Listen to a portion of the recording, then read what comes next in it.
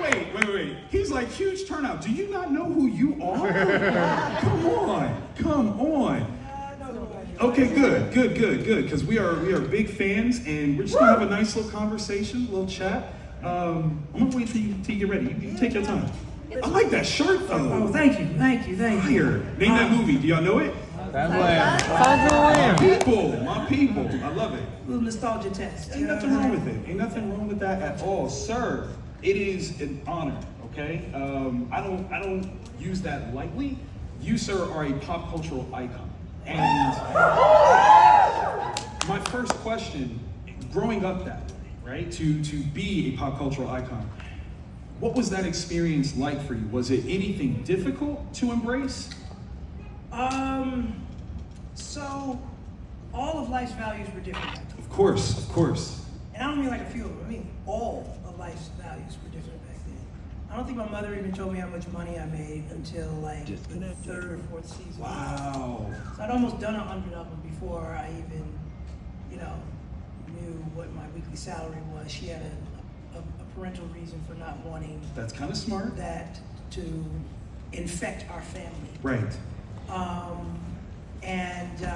A lot of people don't know that the fun fact I really like to share though is that I went to public school the entire time. Stop. Wait, really? So when I get that reaction, it's really awesome because the most cliche thing that I hear when I'm in the streets are someone who says, "Did I do that?" But the heartwarming thing that people say to me that is cliche also at this point, but heartwarming, is you were my entire childhood. So true. And they just, I get that every day, everywhere I go.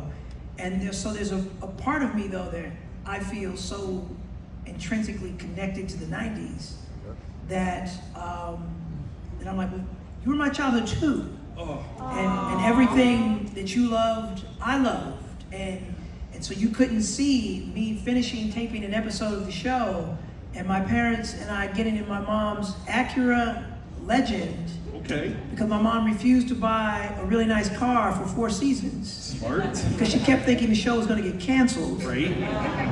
Mom, one of the hottest shows, dude. And we're racing the Blockbuster to turn in our videos. So no late fees. So we don't get late fees. Mom's a real one, sir. It's a real one. Absolutely. So, when I have those kinds of stories that I know were my childhood, Of course. it creates an interesting connection. I haven't done one of these in about 3 or 4 years. Pandemic shut all of this down. So just the ability to connect with other human beings like this is really, really cool. I love that. We appreciate you being here more than anything. Now, considering the idea of being a child actor, and there's a whole lot of pressures behind that to begin with.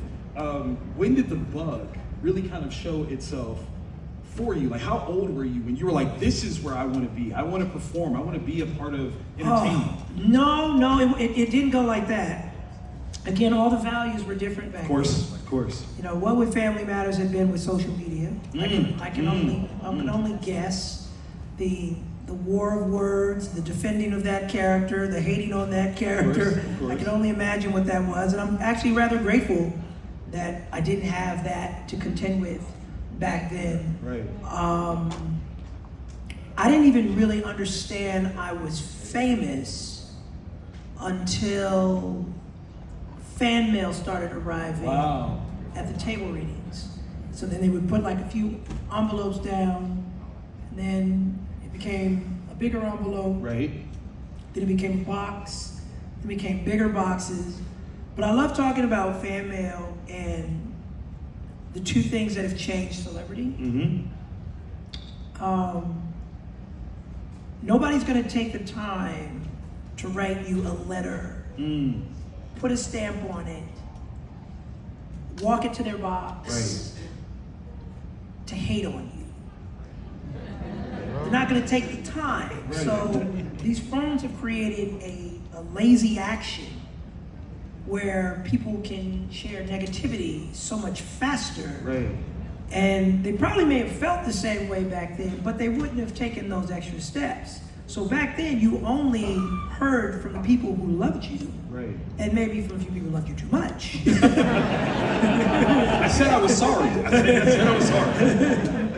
But you only heard from the people who love you. Right. And I kind of have a theory that kind of like comments are kind of one of the worst things to happen to celebrity, unfortunately. You know, like I felt so sorry for the girl who played the Little Mermaid. Right. Because even if people felt that way, she had to read it and see it. Right.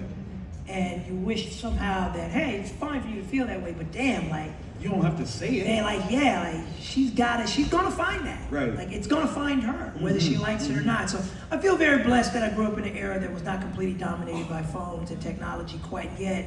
And so every step in learning that you're known by people was just organic and human. I'll tell one quick story. I'll let you ask another question. It's just funny. I remember the first time I went to New York. I'd never been to New York before, Right. and I went to be on New York. Okay, you do not have a big contingent down here, but go New York. All right, but I was going to do Regis and Kathy Lee. Okay. Go through. Right. Regis and Kathy Lee, and and when we checked into our room, the phone rang. It was me, my mom, and my dad. And the phone rang, and my dad picked up the phone, and he's just on the phone for a long time, like, Finally, my mom's like, who are you talking to? Who knows we're called here? us Right. that we're here? And my dad says, well, hold on one second. Well, baby, it's for Jaleel. And she gave the phone, my dad gave the phone to me. And my mom, then he starts talking, and it was just a fan. Wow. So my mom is just furious with my dad. She's just like, some strange man just called us. Wait. So that was my first lesson in checking into hotels under a different name, Right. et cetera, et cetera. And my dad was just so flattered that the guy had said so many nice things. His only instinct was, son, you gotta talk to this guy. You gotta talk to this guy. You know what I can appreciate the most about that is the